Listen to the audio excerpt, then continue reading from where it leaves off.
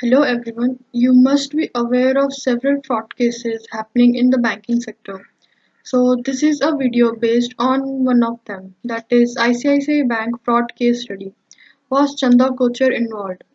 This is prepared and presented by Anusha Gupta. I hope that at the end of this video many of your doubts would be cleared. So, to understand the case, first we should have a clear image of the bank, that is, its history and current position.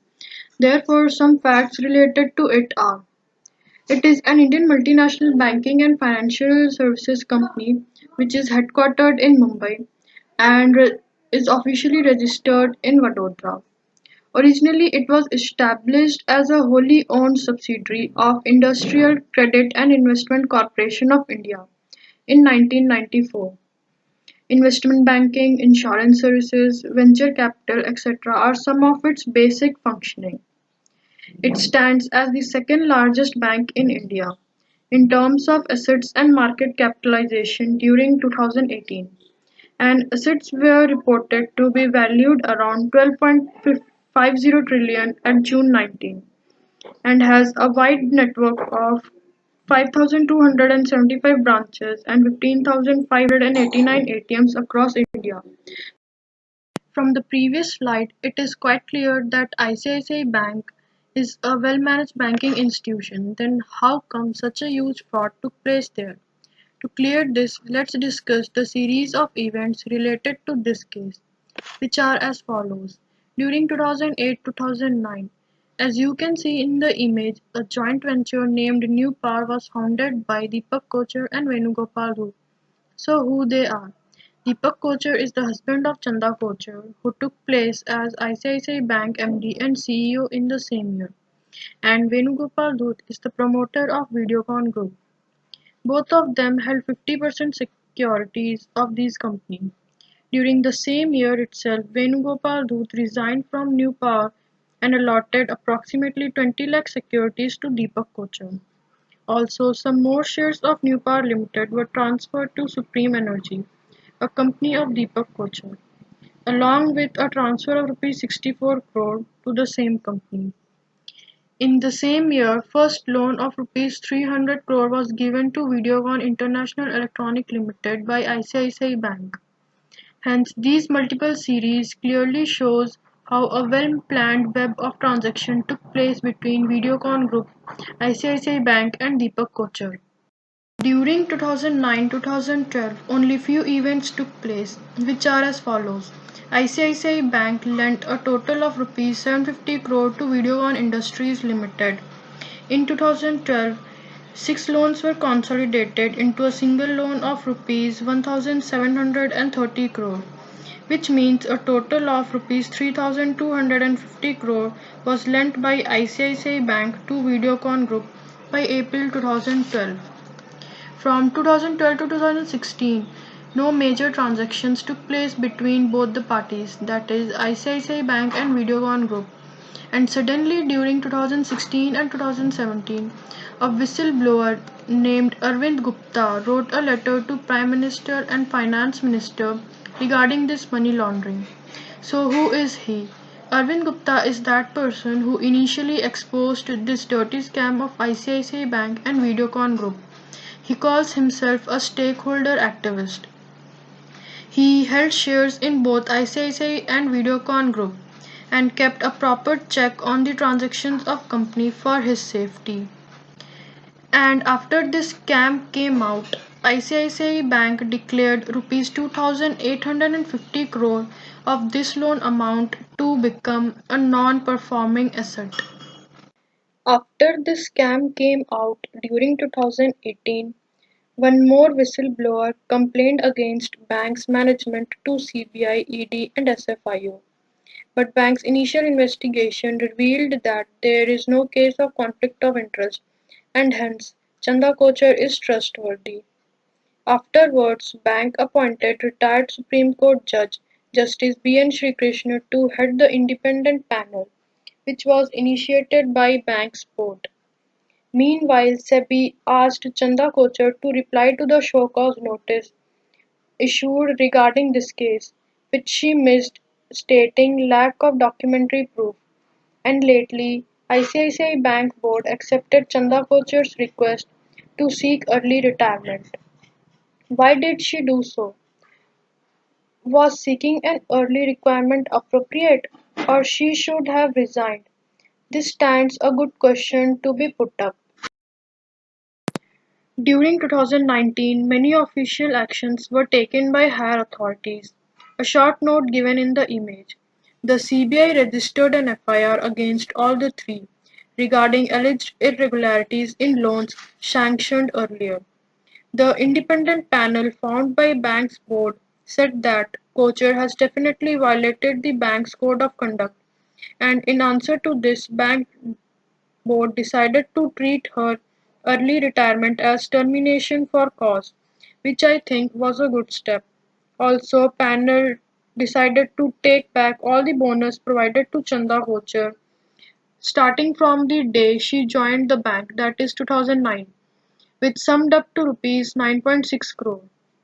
Therefore, this means that 2019 was the year when serious actions started to take place in regard to this case. Until now, that is some months of 2020, more actions have been taken by authorities in this behalf, summarized in the image attached. Chanda Kochhar's residence in South Mumbai was seized by Enforcement Directorate. Also, assets of companies held by Deepak Kochhar were seized. Regarding this case of money laundering, the investigating agency has pegged rupees 78 crore from the person in highlight. Other revenue and law agencies have become active to probe the Kochhars so that more results can be found out and if any malpractices happened could be taken care of.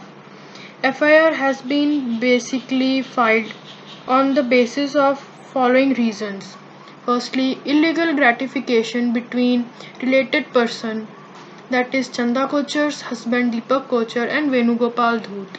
Secondly, cheating and abuse of official position by Chanda Kochhar in granting of loan.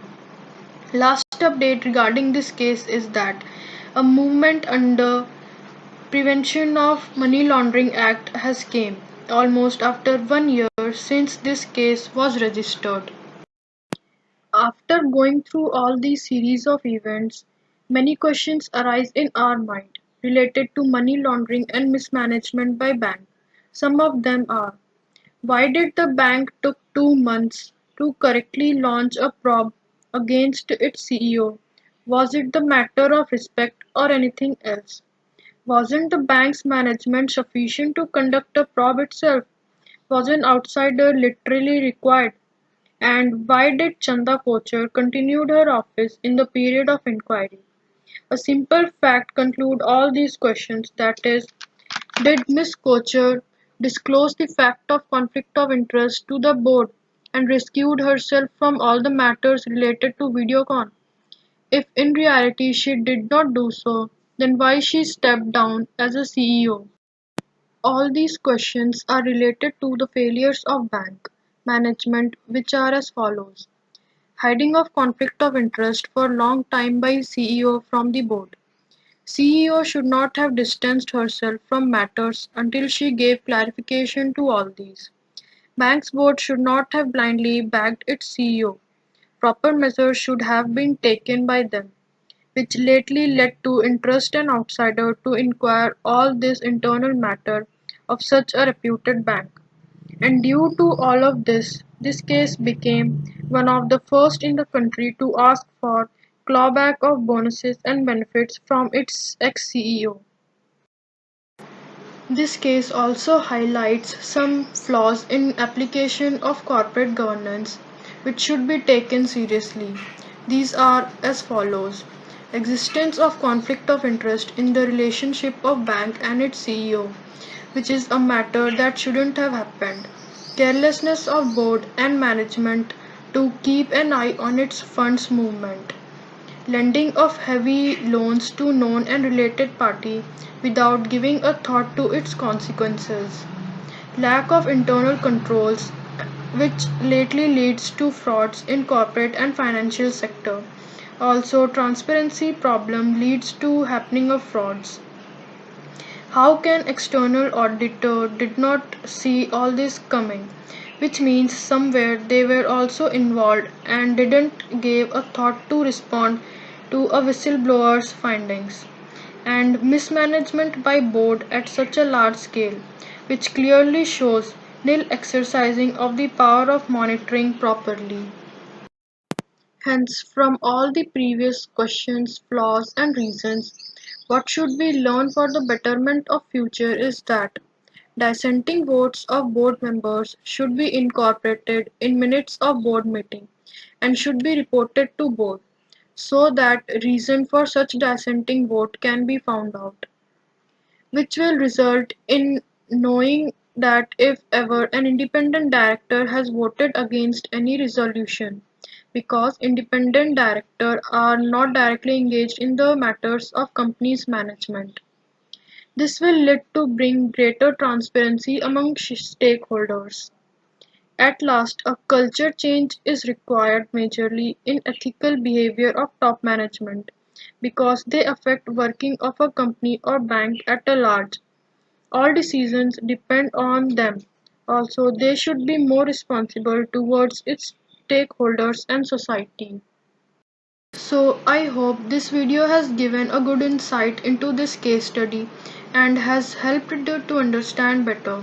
These are the sources of information collected and mentioned in this presentation.